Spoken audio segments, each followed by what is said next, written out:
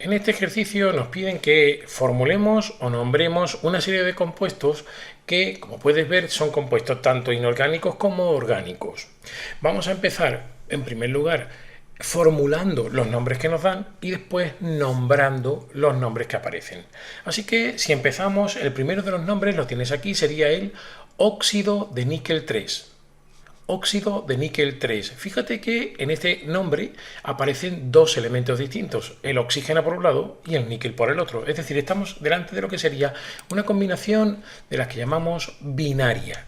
Por lo tanto, partimos de que vamos a poner el níquel a la izquierda y el oxígeno a la derecha. Recuerda que el menos electronegativo va a la izquierda.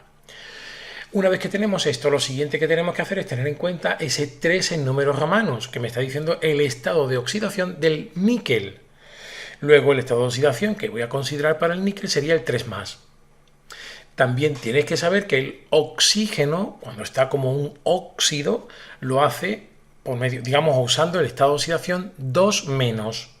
Y ahora lo único que nos quedaría es poner subíndices de manera que cuando yo multiplique por ese subíndice el estado de oxidación, en ambos casos me dé lo mismo cambio de signo. Dicho de otra forma, que la suma de los estados de oxidación sea 0, porque me están dando en este caso un compuesto que es neutro. Así que lo que haríamos sería, como son números primos, podríamos decir poner como subíndice el estado de oxidación contrario. Así que en el níquel nos aparecería el 2, y en el oxígeno nos aparecería el 3. De esa forma, cuando multiplique 2 por 3, 6, 3 por menos 2, menos 6, y la suma sería 0.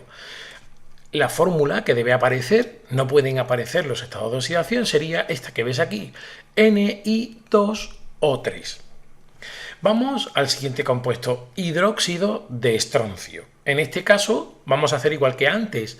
Vamos a poner cuáles son los elementos que tienen, digamos, o que van a participar de este compuesto. Por un lado tendríamos el estroncio y por otro lado el grupo hidróxido. Por lo tanto lo tenemos que poner de este modo que te marco aquí. El estroncio está en el grupo 2 de la tabla periódica, es bastante electropositivo o digamos muy poco electronegativo, por eso lo ponemos a la izquierda, y el grupo hidróxido, ¿verdad?, lo vamos a colocar a la derecha. Al estar en el grupo 2, hemos dicho, el estado de oxidación del estroncio es el 2 más, como ves aquí. Y también tienes que saber que el estado de oxidación del hidróxido es menos, es decir, 1 menos. Lo pondríamos así. Claro, hacemos igual que antes, la suma tiene que ser 0. ¿Cómo lo consigo? Simplemente multiplicando por 2 el grupo hidróxido. Pondríamos aquí el 2. Y la molécula que estamos buscando, el compuesto que estamos buscando sería el SROH2. Y nos vamos al último de ellos, que nos dicen que es el nitrobenceno. Muy importante, el grupo nitro no es un grupo, podríamos decir, funcional. Es un derivado nitrogenado, en este caso del benceno, pero no es un grupo funcional. Luego vamos a tener por un lado el benceno y por otro lado el grupo nitro. Los ponemos aquí. ¿Y qué haríamos? Digamos que encajar este grupo nitro dentro del anillo bencénico. ¿Cómo hacemos eso? Retirando un hidrógeno y digamos haciendo que entre el grupo nitro. Luego el nitrobenceno no es más que este que aparece aquí, C6H5NO2. Ahora vamos a nombrar los compuestos que nos dan. Empezamos por el PbBr2, este que ves aquí. Es una combinación binaria, el plomo y el bromo. El bromo, que está situado a la derecha, ¿verdad?, que es el más electronegativo, al ser una combinación binaria va a usar el sufijo uro.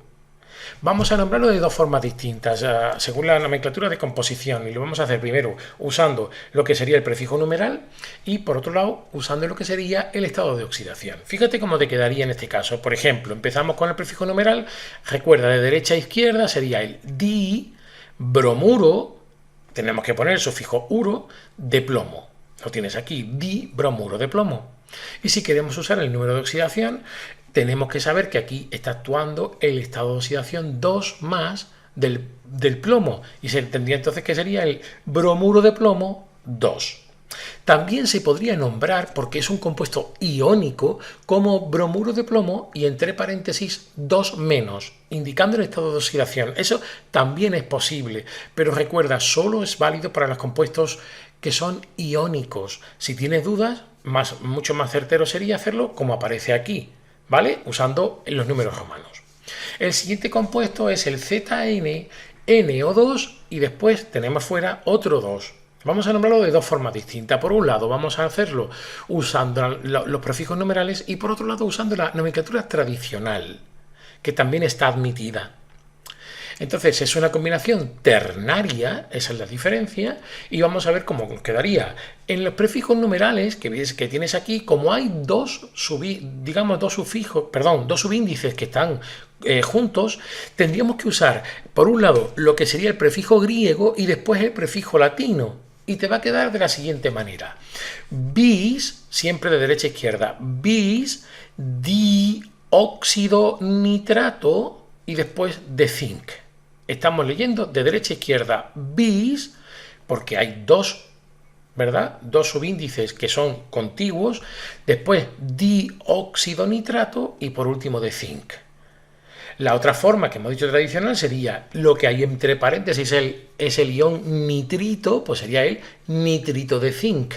No se especifica nada porque el zinc solo tiene un estado de oxidación, que es el 2+, y no es necesario hacerlo. Por último, tendríamos este compuesto, que es un compuesto orgánico, en el que contamos los átomos de carbono de la cadena que tenemos y serían 1, 2, 3, 4 y 5. Luego es una cadena que tendríamos que nombrar como pent, indicando que hay 5 átomos de carbono. Pero es que además tiene un doble enlace, como ves aquí. Entonces es un alqueno y lo tendríamos que denotar con el sufijo eno. Pero recuerda que en la nomenclatura que tenemos que usar siempre tiene que preceder a ese sufijo, digamos el grupo funcional, el localizador. Estaría en el carbono número 1 si yo cuento por la izquierda, que siempre tengo que dar el localizador más bajo. Por lo tanto, el compuesto tiene que ser, no puede ser otro, el pent 1-eno. De esta forma queda resuelto el ejercicio de nomenclatura tanto inorgánica como orgánica. Si te ha gustado, por favor, le das al me gusta. Si te suscribes al canal, me ayudas mucho a poder seguir haciendo vídeos como este. Y si tienes dudas, las puedes dejar o bien en nuestro foro de dudas o en los comentarios y si puedo, te lo resuelvo y si no, te redirigiré al foro de dudas porque para poder escribir fórmulas y demás me es mucho más cómodo. Muchas gracias.